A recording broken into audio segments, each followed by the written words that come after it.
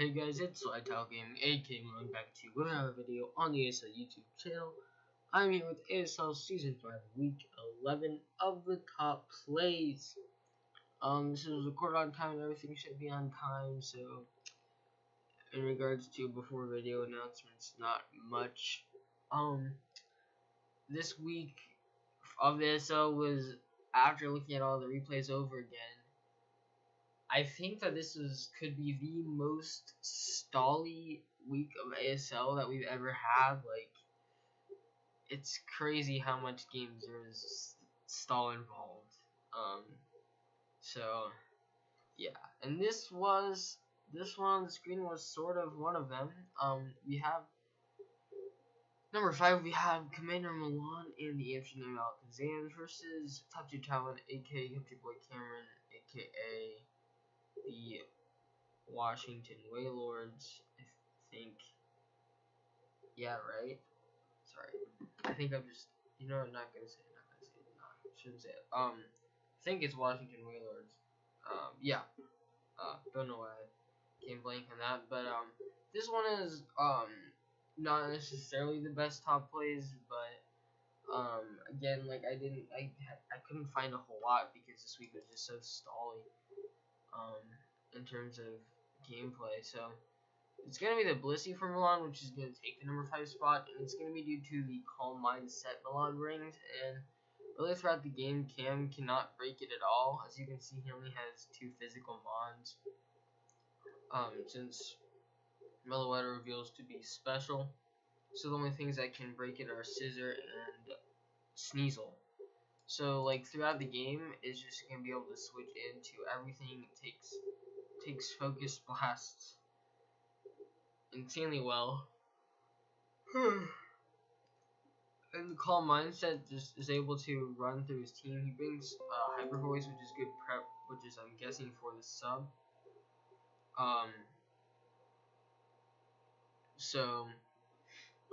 Yeah, this Calm Mindset is just going to be able to be unbreakable.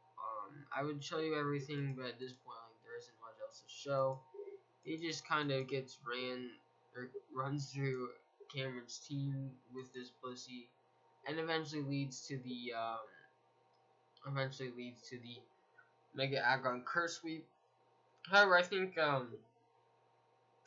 the Calm Mind Blissey set was just a tad bit more impressive because the Curse Aggron was a fairly standard set and easily ran through his team by that time. Coming at number 4 is going to be another kind of interesting choice. It's going to be Magmortar for the Arcane Arcanines, coached by Ulterior Motives, who is facing me, Malone, Iwar Malone, and the St. Louis Swablues. As I said, this is going to be Magmortar, and it's going to be a Flame Charge set.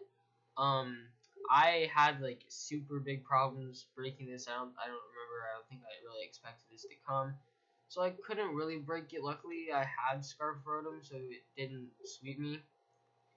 And it's eventually gonna die. But this set, 1, killed 2 of my mons, and 2 had earlier in the game, just throughout the game, wrecked me, and I just wasn't really able to break it. Besides with kind of with Kyurem and Zoroark, so it was a good prep and unexpected set that I could have probably prepared for better. Okay, so coming in at number 3, we're gonna have excellent name Nossi Kangaskhan, who is facing Mr. Susie and the Utah Hoots. So as you can see here, it's gonna have the Incineroar, and at first I'm gonna pause it, because right here you're gonna think, oh man, Incineroar cannot phase an Aloe, but he can, and he's going to take out probably the biggest threat to his Landorus, his Metagross, his Incineroar, maybe his Diancie, and Deoxys. Like, he's gonna really be able to put in work with that thing. If we fast forward here, he's really able to bring this Incineroar in on Clucky every time, and he's gonna be able to live that Earthquake and kill the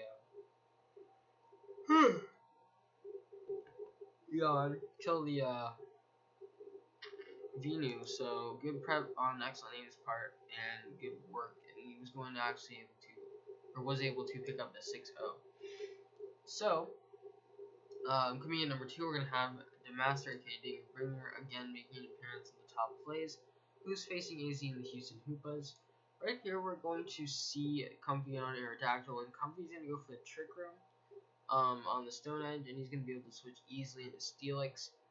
And this Trick Room allows Steelix to run through AZ's team. The Stone Edge rest didn't really matter. I don't think it did much. But as you can see, the Heavy Slam does all that.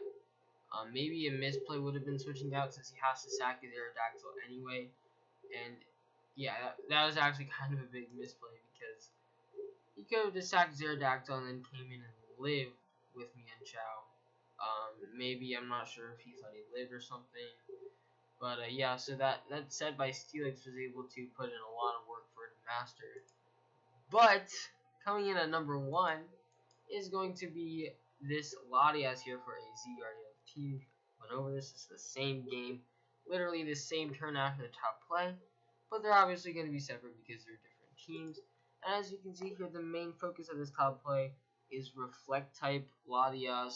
We've seen it run before, but especially by AZ, who's very good with this Latias. But this time, Reflect type Latias is going to be able to basically, it's kind of a reverse sweep since Steelix was sweeping, but the Trick Room is up, so he obviously wasn't going to be able to sweep. I'll put on fast because this might take a while, but he's going to let Latias just run through the Master's team and put on a sweep. Obviously, it is weak to Rotom now that it is Steelix's type, but that's not really going to change anything because he already has the Calm Minds up. It gets Rotom low enough that it'll die to rocks. At this point, he just spams Calm Minds, needs to get, or prefers to get at almost max so he can 2-hit KO the Steelix, and he does. So that is going to be the top plays for the week of 11. Thank you guys so much for watching. I'm alone. Bye-bye.